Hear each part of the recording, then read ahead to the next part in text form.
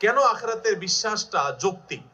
বিজ্ঞানের উৎকর্ষের এই যুগে আমাদের অনেকেরই মনে প্রশ্ন জাগে, আমরা মারা যাওয়ার পর আবার আল্লাহ তাআলা সৃষ্টি করবেন, আমাদের বিচার হবে, জান্নাত হবে বা জাহান্নাম হবে। কেন এটা অপরিহার্য? এটা এই জন্য অপরিহার্য, একজন মানুষের জীবনে যদি দুনিয়ায় সব শেষ হয়ে যায়, তাহলে তাহলে তার জীবনের যৌক্তিক পরিসমাপ্তি কখনোই সম্ভবপর হবে না। কেন হবে না?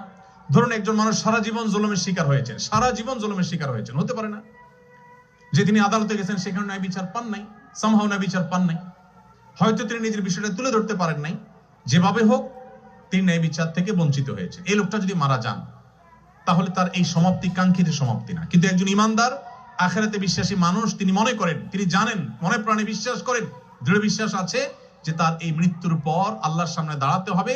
দুনিয়ার কোথাও যদি তিনি সুবিচার না পান, কোনো টেনশন নাই, আল্লাহ তাআলা বিচার করবেনই করবেন। দুনিয়ার সব জায়গায় যদি ঠকে যান, তার টেনশনের কোনো কারণ নাই, তিনি শুধু সবকিছু সহ বুঝে পাবেন। দুনিয়ার সব জায়গায় তো নিগৃহীত থাকেন, আল্লাহর কাছ থেকে নিগৃহীত হবেন না। এই যে আখিরাতের প্রতি বিশ্বাসের যৌক্তিকতা, প্রয়োজনীয়তা, এটা মানুষের জীবনের যৌক্তিক পরিসমাপ্তি এবং এন্ডিং দিকে মানুষকে নিয়ে যায়।